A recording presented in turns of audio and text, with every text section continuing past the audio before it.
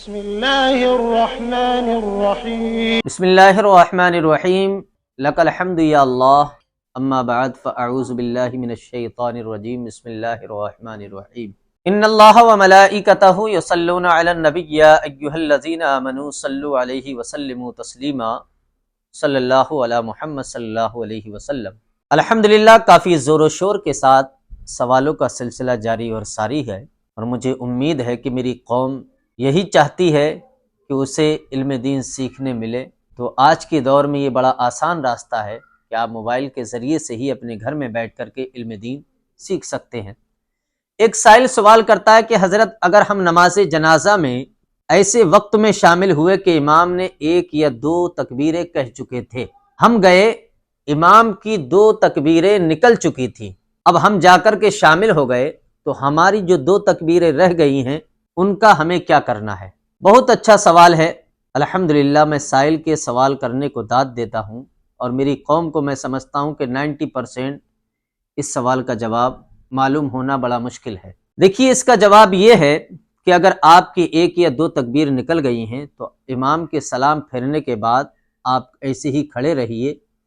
اور آپ کو یہ یقین ہو کہ میں دعا پڑھ کر کے، جو دعا پڑھی جاتی ہیں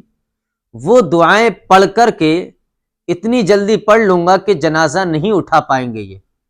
تو آپ کے لیے یہ اجازت ہے کہ آپ دعا پڑھیے اور پھر اپنی آپ تکبیریں بول دیجئے۔ اور اگر آپ کو یہ گمان ہے کہ اگر میں دعائیں پڑھتا ہوں تو اتنی دیر میں جنازے کو اٹھا لیا جائے گا زمین سے، تو ایسی صورت میں فقہا فرماتے ہیں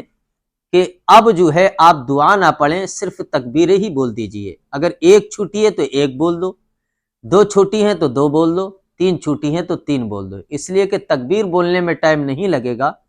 البتہ اتنا ہے کہ دعائیں پڑھنے میں ضرور ٹائم لگے گا۔ تو دعائیں کون سی پڑھنی ہیں؟ جو دعائیں آپ کی چھوٹی ہیں وہی دعائیں آپ کو پڑھنی ہیں، یعنی کہ پہلی تکبیر کے بعد جو دعا پڑھی جاتی ہے یعنی ثنا پڑھی جاتی ہے تو آپ ثنا پڑھیے، دوسری تکبیر کے بعد درود ابراہیم پڑھی جاتی ہے، تو اگر 2 تکبیریں آپ کی چھوٹی ہیں تو دوسری تکبیر میں آپ کو درود ابراہیم پڑھنا ہے۔ اسی طریقے سے اگر آپ کی تیسری تکبیر بھی اگر آپ کی چھوٹی ہے تو تیسری تکبیر کے بعد دعائے مغفرت پڑھی جاتی ہے۔ تو اگر آپ کی جس انداز میں تکبیریں چھوٹی ہیں، پہلی چھوٹی ہے تو پہلی کے بعد جو پڑھا جاتا ہے آپ اس کو پڑھیے، دوسری چھوٹی ہے تو دوسری کے بعد جو پڑھا جاتا ہے آپ اسے پڑھیے، تیسری چھوٹی ہے تو تیسری کے بعد جو پڑھا جاتا ہے دعا آپ اسے پڑھیے، یعنی جس انداز میں آپ کی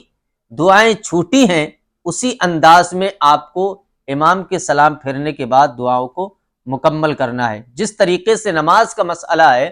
کہ اگر ہماری 1 رکعت پہلی چھوٹ گئی اور ہمیں 3 رکعت امام کے ساتھ ملی نماز ظہر میں، تو آپ جب 1 رکعت پوری کرنے کے لیے کھڑے ہوں گے تو آپ کو وہ رکعت ویسی ہی پڑھنا ہے جیسا کہ فرض نماز میں پہلی رکعت کو ادا کیا جاتا ہے۔ اسی طریقے سے بالکل ایسے ہی آپ کو نماز جنازہ کا مسئلہ ہے کہ پہلی تکبیر اگر آپ کی چھوٹی ہے تو پہلی تکبیر کے بعد جو پڑھا جاتا ہے آپ کو وہی دعا آپ کو پڑھنا ہے۔ اللہ تعالی ہم سبوں کو علم دین سیکھنے اور سمجھنے کی توفیق عطا فرمائے۔ وآخر دعوانا ان الحمدللہ رب العالمین۔ السلام علیکم۔